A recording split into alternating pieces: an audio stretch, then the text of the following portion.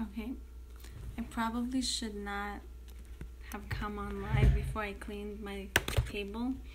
Hold on. Let's cover up everything. Hold on. Okay, yeah, nothing's working. If you want to know, yes, my table is dirty in the background. I'm admitting it. So today I went to a funeral. His name was Koyla Aminov. Happens to be my sister-in-law, so my husband's brother's wife, is first cousins with this boy. She's an only child, and this was like her brother. So I really came to support her, Jana. There's no volume? What? Hold on. Sorry. Can you hear me better now?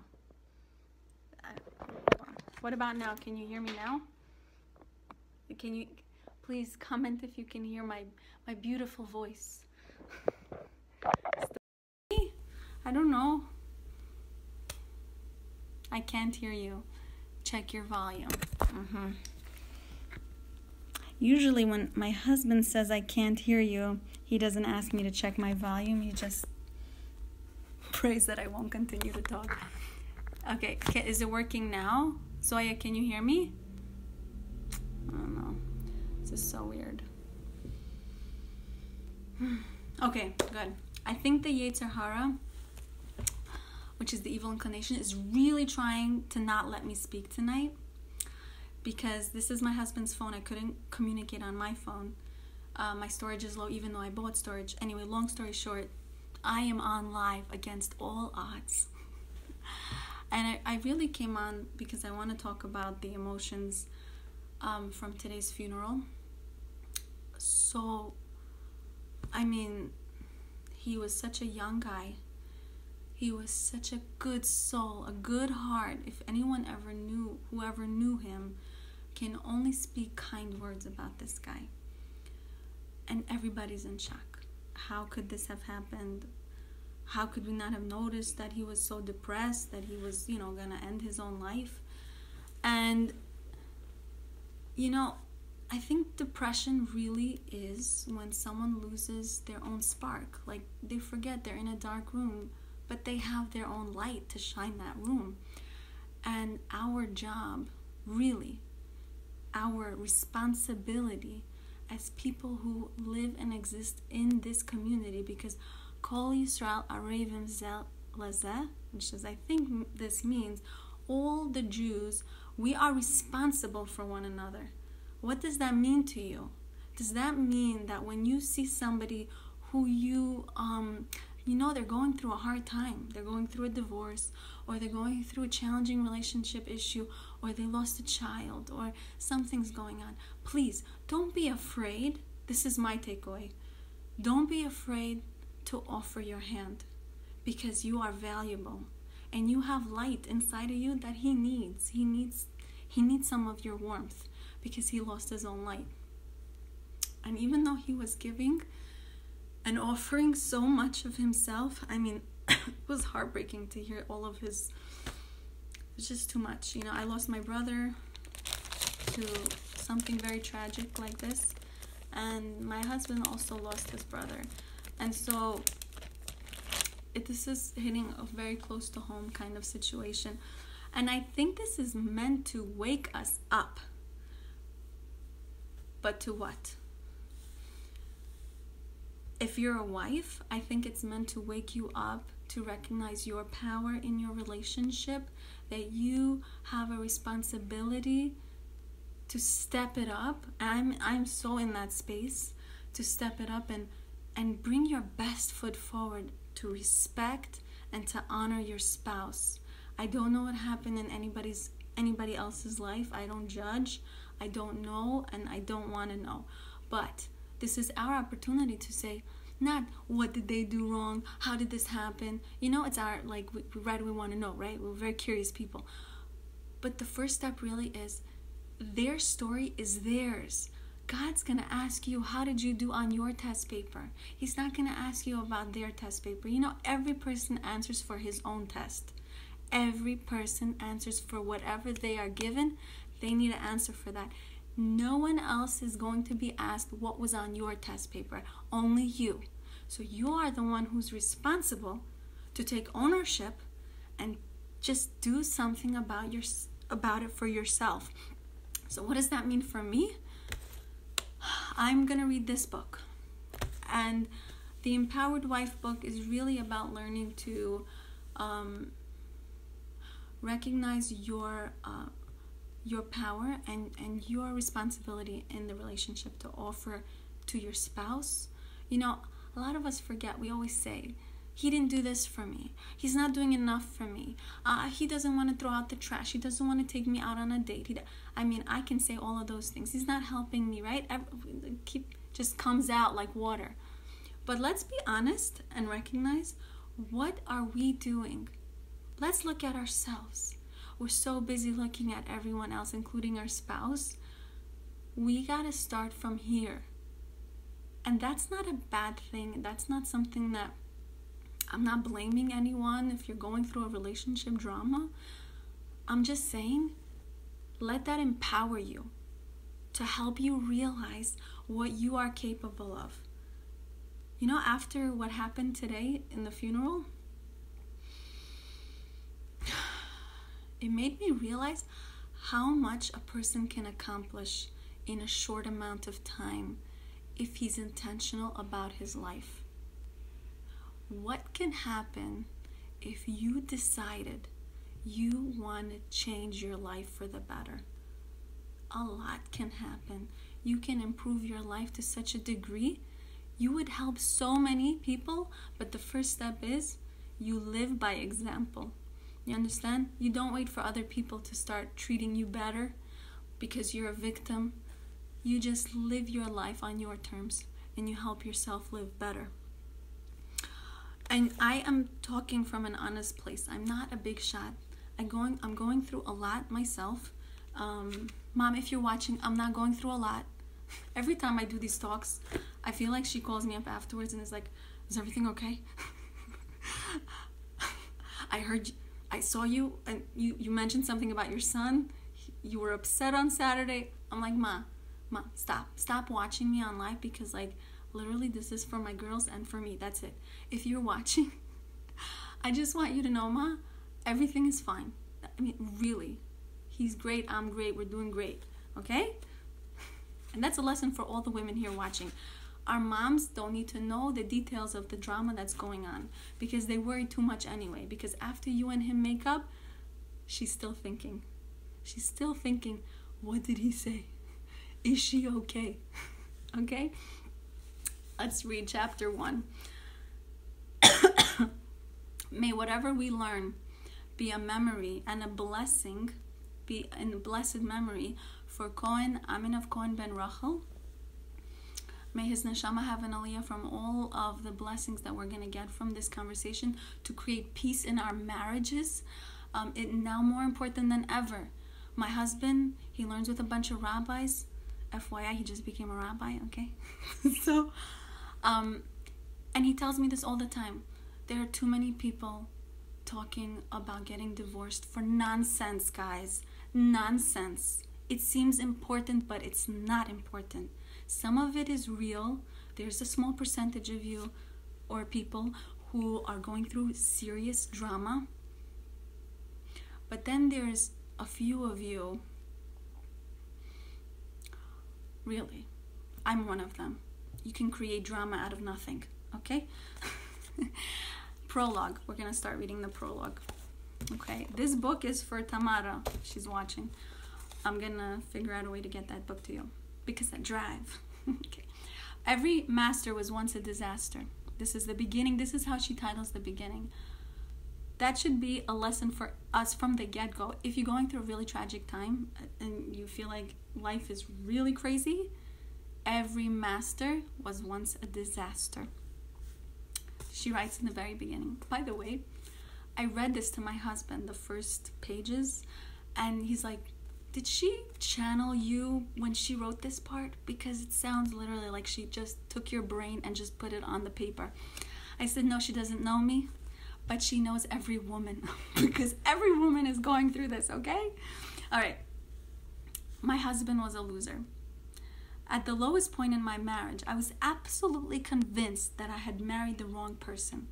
I was sure that my husband John was not as smart, spiritually evolved, or as capable as I was. I believed I had made a bad choice. Secretly, I was embarrassed.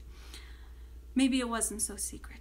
And she goes on to say, I followed all these recommendations. I was trying so hard to improve my marriage. I went to the therapists and the counselors, and they told me, yeah, bring your husband. My husband heard all of the stuff that I was trying to tell him, and I thought, now he's going to change. But you know what?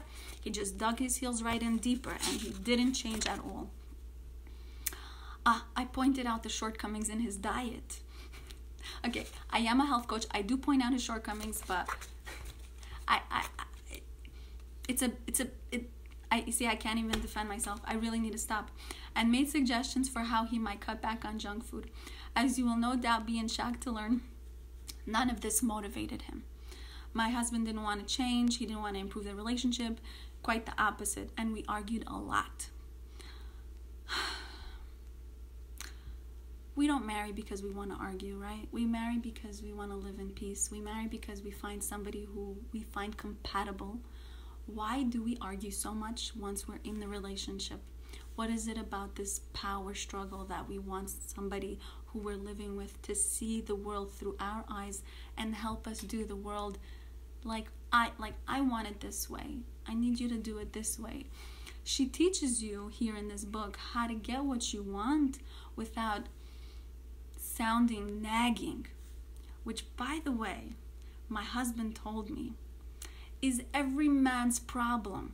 And he works in a non-Jewish place, and he goes to learn in an Orthodox place, and he sees people all over, and he tells me, it doesn't matter if you're Jewish, not Jewish, religious, not religious, all men have one complaint.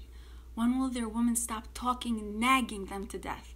I said, maybe they wouldn't be nagging if you would just do what they asked the first time, or maybe the second time. He says, no, it's not about that. It's about how you ask.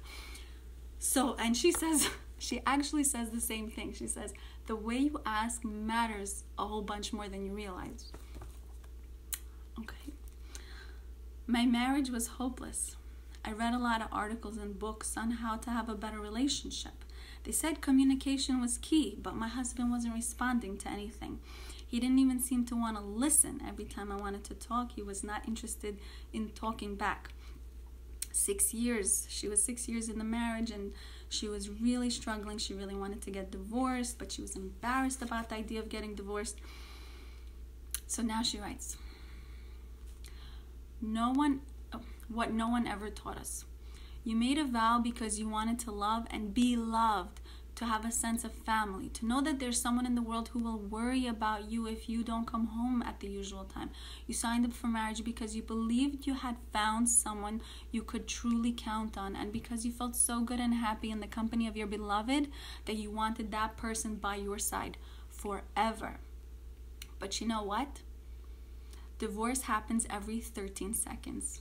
13 seconds. What's the name of the book? It's called The Empowered Wife, okay? She says, what's wrong? Why so many marriages and why so many divorces? Not why so many marriages, why so many divorces? Why is that happening? She says it's similar to giving a teenager a driver's license without training them how to use a car. We're getting marriage licenses without being trained how to use our marriage, without getting skills on how to use this tool called marriage, because marriage is supposed to give us like a sense of ability to live better, right? We have a partner to work with. We have, you know, a lot of blessings and a lot of abundance from partnering up with somebody. But the opposite is happening, right? We're feeling frustrated. Well, oh my God, I don't want to live like this anymore, because we're not using our tools correctly. So she writes here, imagine if we gave our driver's license the same way we do marriage licenses. What if we just tossed the key to a teenager as soon as she turned 16 with no instructions? She'd probably crash the car and be freaked out to drive again. And she'd think it was hard and scary, and she'd be right. Of course, that's not what we do. We require our prospective driver to learn the rules of the road, take a written test, practice, and go behind the wheel, demonstrate proficiency, and then get a license to drive.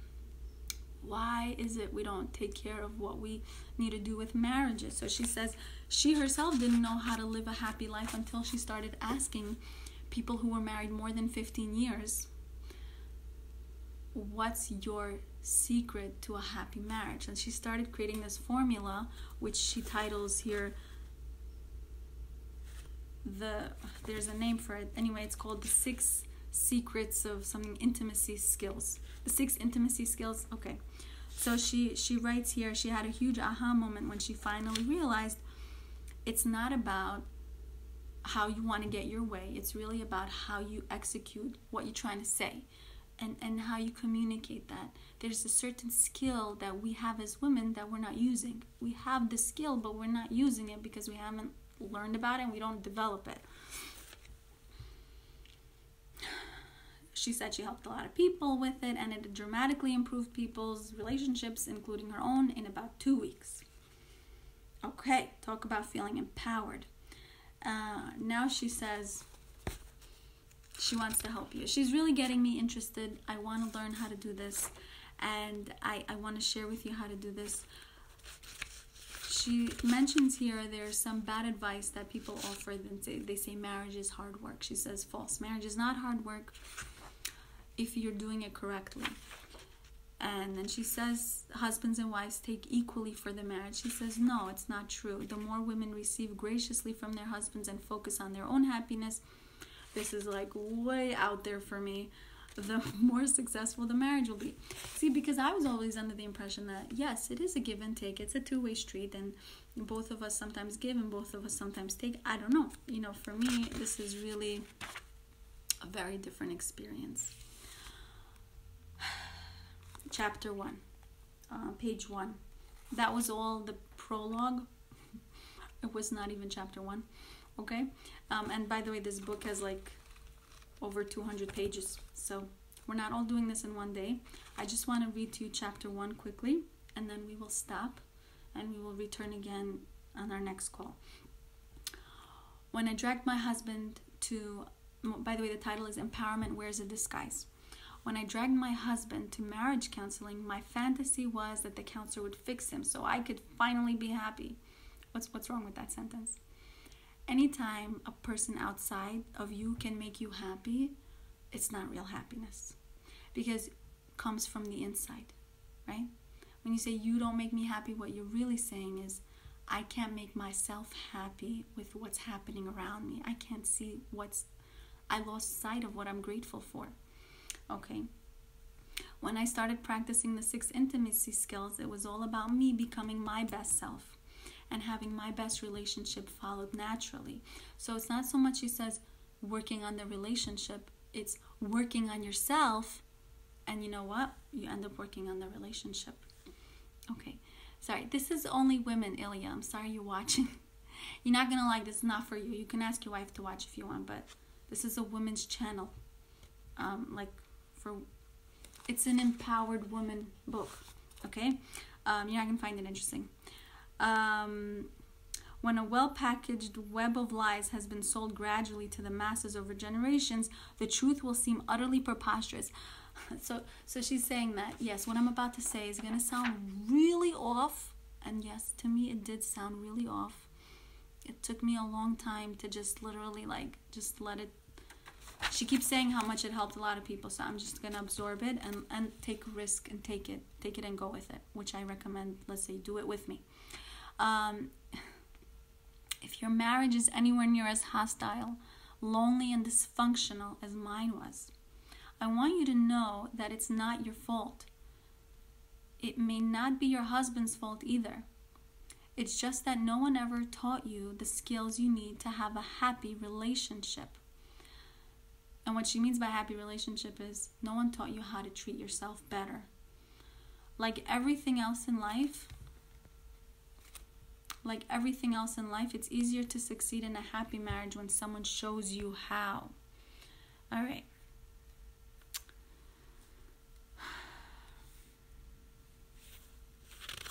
I want to move to the part where we can talk about doing some homework. Before I continue, there's a few things. I'm a huge advocate for marriage, but there is such a thing as divorce I endorse.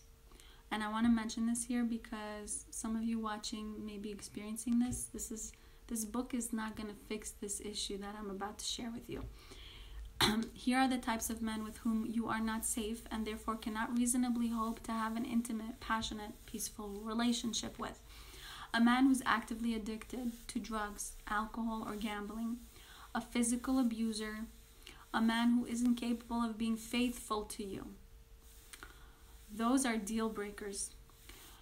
Your safety comes first, and these kinds of men are acting on compulsion that supersedes everything else. Time is, oh my gosh, late.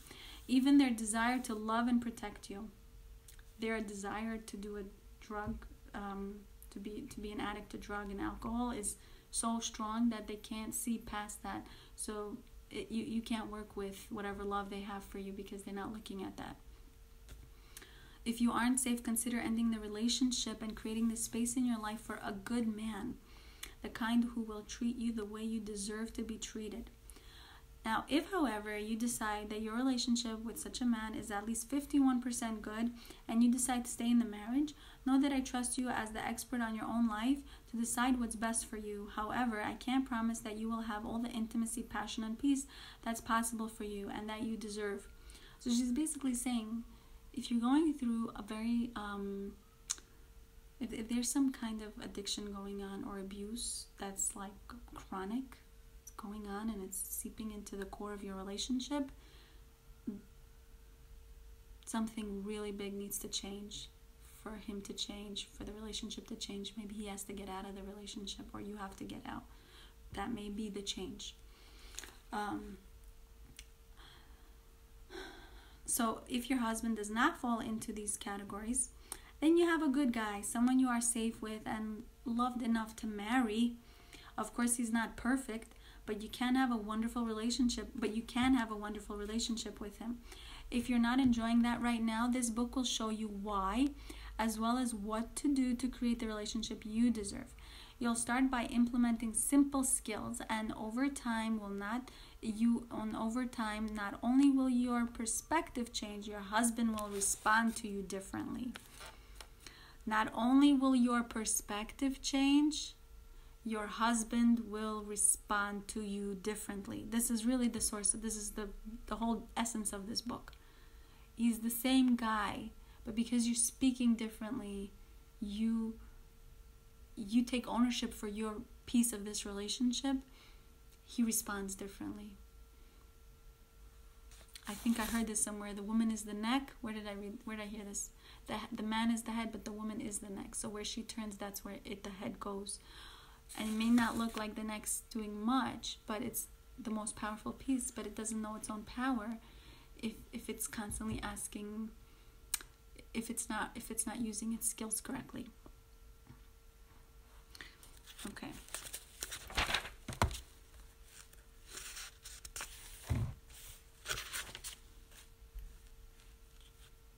I had the power all along. This is page 10. Because we haven't gotten into the details yet, your mind may be running wild. But don't get the wrong idea. The 6 intimacy skills aren't about bending over backward to cater to your husband's every whim. Because let's face it, that's what we're all thinking, right? If anything, I was spending less time thinking about my husband and more time thinking about my own needs and desires. My husband, in turn, found me irresistible.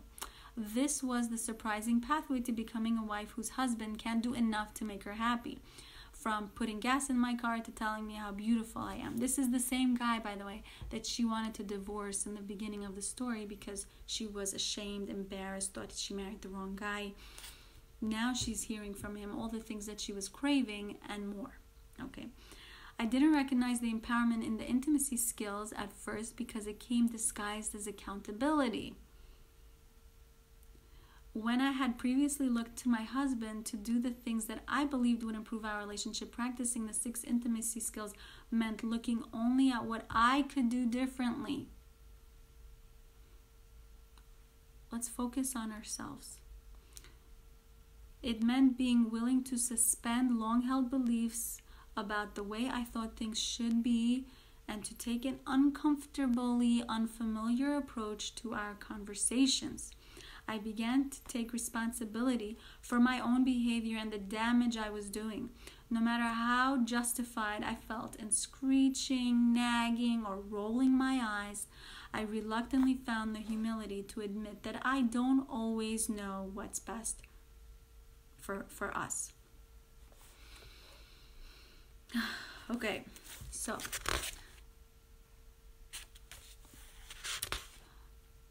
there's chapter 2. I really wanted to talk about homework. I want you, and this is in the second chapter, I think. I don't remember.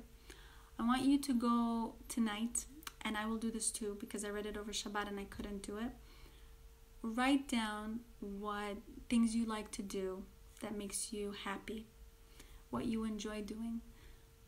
Things that, this is not about doing laundry or, keeping the house clean. This is really about what you enjoy doing on your own time. And just write them down. She writes like going to the gym or doing yoga or like baking, I don't know, whatever makes you happy in that moment. And make a list of those things, because that is the first step to having a better relationship with your spouse, is learning to feed your own desires of like really paying attention to yourself. So I hope this was helpful. If it was, then it was meant for you. And I want to bless each and every one of you with a happy marriage, and to recognize if you want to have a wonderful relationship, you can. You really can. And I want to hear a lot of likes and hearts for that, what I just said. If you want to have a happy relationship, you can. It starts with the desire to improve yourself and the path which to use, right? Two things has to happen for you to become better. You have to want it, and you have to have an actual method to get there, right? You can want it, but you may not have any pathway. Thank you for all of that hearts and likes. Yes, if you want it, you can achieve it. That is really paramount in anything you do in your life. You have to have a desire, and you have to have a method or a pathway, like a road, something. So she has carved a pathway that says, I did it. I found a way to speak with him that he hears me, to use my feminine skills, to understand that women are not the same as men. She writes in one chapter, women are not less hairy men, smaller, less hairy men. It's not the same. We are different species almost, right? We have different ways of thinking, different ways of talking, but we can achieve a harmony in the relationship. And this is a Torah concept too. The woman has the power to create blessings in the house. You know, it says in the Bible, in the Gemara somewhere, the woman carries the parnasa, which means she has the key to abundance, like financial abundance. What does that mean? When there's peace in the relationship, God blesses the husband because of the wife, because she's happy, she's feeling blessed. And let's say you are having abundance, but you're not happy. Could be that you could even have more abundance, but it's not happening for you because, there's some discord in the relationship piece. The most valuable thing for God, you should know, is to have peace between you and your husband. That is most valuable. It's the most beautiful thing. This is how he created humans, through that intimacy, through that peace in the home, that beauty, that when you turn to each other and you love each other. And not always in the physical sense, right? Sometimes we're separate from each other through the laws of Nida, and we still learn to find a channel to communicate in a respectful tone. And number one to any man is to feel respect. He needs to know he's respected. The woman also needs to be respected, which I struggled with when I first started understanding this book. But you do get respect when you learn to work on yourself first. Stop pointing out the deficiencies in him. I have to learn this myself. Stop pointing out the deficiencies in your partner if you want to see him grow as an individual. Because whatever you focus on, whatever you invest your energy in, that's what he will develop into. So if you're saying, you're never paying attention to me, you're so this and that, I don't like it. She writes in the book, I read it through chapter 5 or 6 yesterday when I was reading. You're literally just feeding the negative space in your relationship. And who wants to be part of that? You're raising children. You want them to have good memories in their childhood. That's why you work so hard to do all the wonderful things you do. Let us work on the most important piece. Children need to see their parents at peace. It helps them grow into better adults. This is truth. And if you can't be happy together, sometimes you are happy apart, whatever the case may be, let's work on trying. What's the worst that could happen? You become a better person. Even if he's not the right person for you at the end of the story, you become a better person from what we're about to learn. Do it. Anyways, do it. It's worth it. I want to wish a blessing, Lias Neshama, to Koyla Aminov Ben Rachel, and also to the other person who recently passed away. I forgot his name, guys. Help me out. Who was the guy? What's his name? He was also a comedian, smart guy, very funny guy. The young people leaving the earth is a sign and a message for us to shake us up a little bit, that the world has a finite time. You're not gonna live forever. We never think like that, because if we did, and you know what? Who said this? Tony Robbins said, the way he's successful, you know how he's successful? Because he doesn't stop forgetting that his time on earth is limited. How many times have you really thought about your demise, that you're not going to live forever? If you really, really think about what I just said, you will stop what you're doing and get active about your life. It's not going to be just like, oh, just another stupid day, same problems, different day attitude. Because you're like, oh my God, I'm alive today. There are people who are buried today because they didn't get to see the sun come up. You did. You're alive. Thank you, Nisan Yakubov. May he rest in peace as well. We are alive today. Not everyone was given this gift. We have to be so recognizing the blessing of living today. If we really did, imagine if Cohen woke up today again from after dying, and if he woke up and said, oh my God, I'm still alive, I have another chance. Would he waste it? It doesn't sound like he even wasted it before this, but would he waste it? Would he waste it? Would you treat your life differently knowing that it has an end? Do you realize we are not promised tomorrow? We're never promised another day, but we live like we're going to live forever. That's why we're so lazy.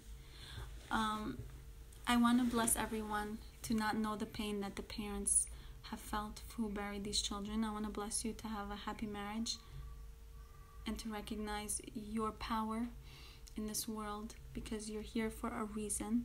There's no other explanation of why you're here than God wants something wonderful and powerful out of you. And it's only going to happen if you recognize you're not going to live forever. It's really going to happen that way. You know, when my brother died, it really shook me up, because it made me realize I'm not going to live forever, because my brother died at 29. Like, to me, that's kind of scary to think, like, I mean, that actually happened. I mean, I'm not just somebody strange, you know? It happened in my own life. My brother is not like some random person. This is a statistic that touched myself, you know what I mean? Anyway, I spoke too much. But that's a good thing, because now my husband's going to come home and I'm all talked out. But I still have something left for him to speak about. I know. He'll be waiting. Have a wonderful night, all. I way overspoke my talk. Bye.